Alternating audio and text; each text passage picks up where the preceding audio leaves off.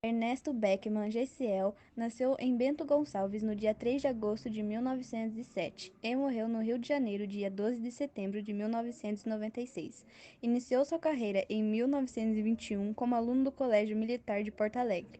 Ocupou a presidência de Petrobras no governo Médici.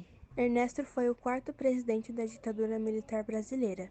Foi durante o seu governo que se deu o início do processo de redemocratização do país. No âmbito econômico, seu governo esteve marcado por uma redução do crescimento, o chamado milagre econômico e o ato institucional número 5, AI-5 foram extintos. Também durante seu governo, a Guanabara foi anexada ao Rio de Janeiro e o estado de Mato Grosso foi dividido também em Mato Grosso do Sul. O governo Ernesto Geisel foi marcado pelo crescimento de 31,88% do PIB, média de 6,37%, e 19,23% da renda per capita, média de 3,84%. Números, porém, que desaceleraram os conquistados pelo milagre econômico brasileiro e puseram fim a este, em virtude da crise petrolífera de 1973.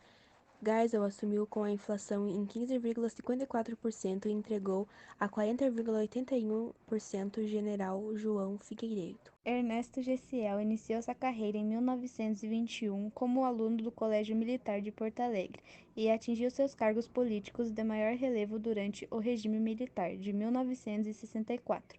Como chefe do gabinete militar do governo Castelo Branco, ministro do Superior Tribunal Militar no governo Costa e Silva e ocupou a presidência de Petrobras no governo Médici, contando pelo presidente como candidato à sua sucessão em 18 de junho de 1973. Deixou a estatal petrolífera um mês depois e foi referendado candidato a presidente da República na Convenção Nacional da Arena em 14 de setembro, tendo o general Adalberto Pereira dos Santos como companheiro de chapa.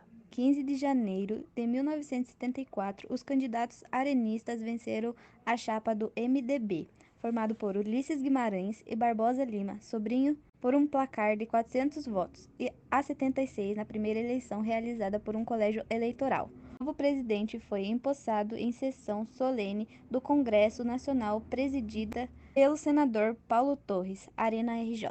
Ernesto Geisel pertencia à linha moderada das Forças Armadas, pois concebia o regime militar como transitório para assegurar o liberalismo no país. Foi sancionada a Lei do Divórcio em 26 de dezembro de 1977 sob o número 6.515, a partir da adoção do quórum da maioria simples para aprovação de emendas constitucionais.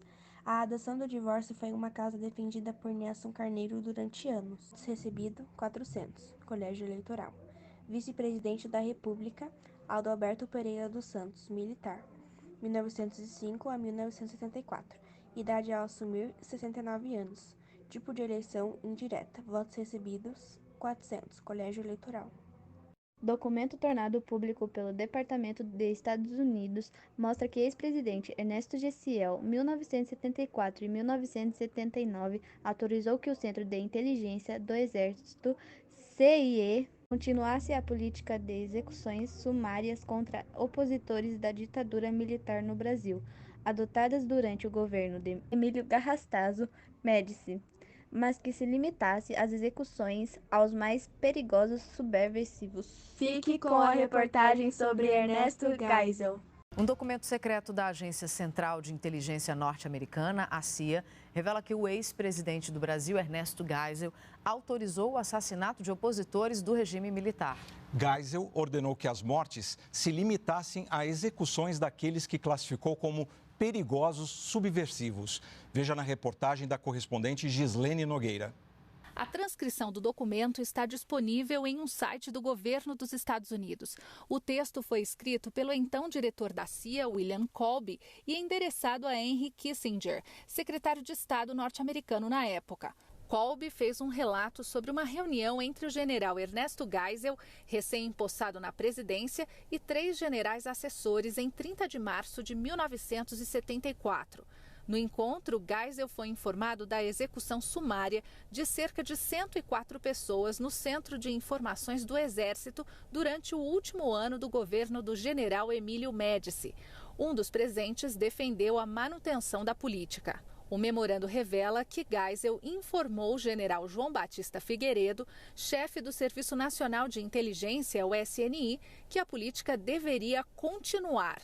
Segundo o diretor da CIA, ficou acertado que quando fosse preso alguém classificado como subversivo perigoso, o general Figueiredo deveria ser consultado e daria a aprovação final. Geisel foi presidente de 1974 a 1979 durante a ditadura militar. O governo norte-americano retirou o sigilo do documento recentemente e a descoberta do trecho foi feita pelo professor e pesquisador Matias Spector, da Fundação Getúlio Vargas. Em uma postagem no Facebook, Spector disse que o documento é o mais perturbador que leu em 20 anos de pesquisa e acrescentou que o memorando é a evidência mais direta do envolvimento da cúpula do regime com a política de assassinatos. A Comissão Nacional da Verdade, nós chegamos à conclusão, por todos os elementos que nós levantamos, que a violência, a tortura, as mortes faziam parte de uma política de Estado. Neste momento do Brasil, e hoje, em que muitas pessoas pedem a volta da ditadura, é muito importante esse documento para alertar a pessoas que não conviveram com a ditadura brasileira e agora saberem o que aconteceu realmente, para que não aconteça novamente. A divulgação do documento teve grande repercussão no Brasil. O prestígio das Forças Armadas, eu acredito que permanece nos mesmos níveis em que elas se encontram até aqui, por uma razão muito simples. As Forças Armadas brasileiras são um ativo democrático que o país hoje tem. Às vezes são interesses políticos que interessam, ainda mais no contexto que nós estamos. Agora, em termos de prestígio, de intervenção ou de Força Armada, eu acho que não afeta em nada. Em nota, o Exército afirmou que não há como comprovar a veracidade da informação revelada pela CIA, porque os documentos sigilosos do período foram destruídos de acordo com as normas existentes à época. Foi isso e muito obrigado.